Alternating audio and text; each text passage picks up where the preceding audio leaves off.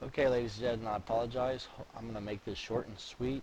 The recorder is not recording past 10 minutes, so basically I did my Punnett squares here. I also used my calculator to graph this, so hopefully you'll see these answers. Here's the problem number 1. Here's problem number 2, 3, 4, and 5, where I used factor by grouping. Notice you had to take the 3 times the 8, so you get the factors of 24 that subtract to give 10, and it was 2 and 12. So instead of negative 10x, I expand it to 2x and negative 12x, so I make this a plus a minus 12x. Group the first two, group the second two.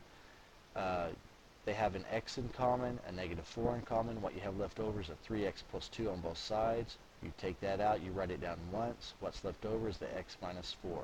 There's your grouping. Here's the difference of squares. So x squared is perfect square, 49 is a perfect square, so it's x minus 7, x plus 7. Over here you have to factor out a 2. So when you do that, you get x squared minus 4x minus 12. So the factors of 12 that subtract to give 4 are negative 6 and positive 2. Don't forget your 2 in the answer. Over here, move the 8x over. You get x squared minus 8x minus 9. The factors of 9 that subtract to give negative 8 are negative 9 and 1, and you're done factoring.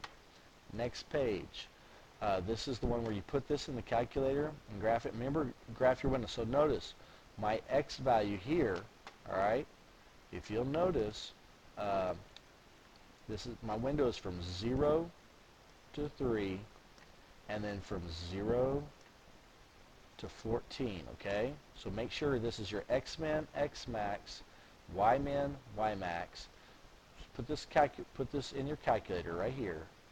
All right, and then remember what you're going to do is you're going to graph this, and I want these coordinate points to be put in your table here. All right, so there's 1, 2, 3, 4. And then when will the diver hit the water surface? Well, here's the water surface right here. So at 2 seconds is when he's going to hit the water, or she's going to hit the water. Then when will the diver be 1.5 seconds above the water? So at 5 seconds, I approximate the graph, and it's actually about 1.6. So 1.6 is about right there. And you can also check that in the calculator. All right, going to the next page. Now, on this particular one, this is x squared plus 4. This is not factorable, because if I put a 0x in the middle, the factors of 4 that add to give 0. Well, none of these add to give 0. They can only subtract, but we're not looking for subtraction. We're looking for addition. Right here, you factor out an x. You're left with x squared minus 4. Again, this is a difference of squares, so x plus 2, x minus 2. And, of course, bring down your x. Here, I did factor by divide, reduce, swing. You take the 4 to the back. 4 times 21 is 84, so the factors of 84 that subtract to give 25. So the factors of 84 that subtract to give 25 are 28 and 3, so it's a positive 28 and a minus 3.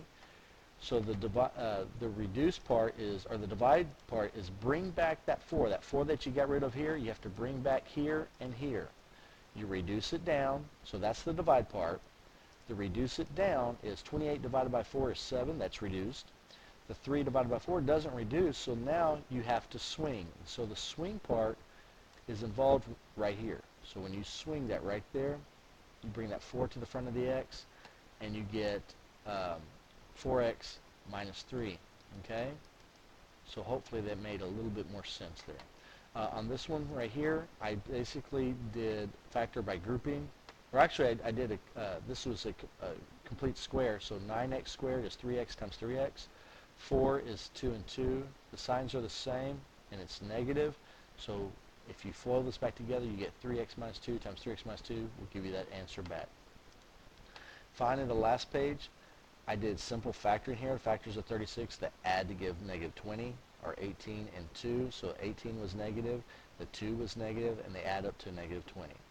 Number 11, I had to factor out a 2. X squared minus 21 is a perfect square, so x plus 11, x minus 11. Here I did Punnett squares. I took the 6 to the back. 6 times 20 is 120. I put my 6x here, my negative 20 here, and then I found the factors of 8 and 15 and put it in these two respective boxes. All right, so in this box and in this box. All right, does everyone see that? Then I basically put what they had in common. So 6x squared and 15x squared had 3x in common. Negative 8x and negative 20 had negative 4 in common. And from there, you can say negative 4 times 2x is negative 8x. Negative 4 times 5 is negative 20. And that's a good way of double checking your work. And that's basically all I have time for today. Have a great quiz tomorrow.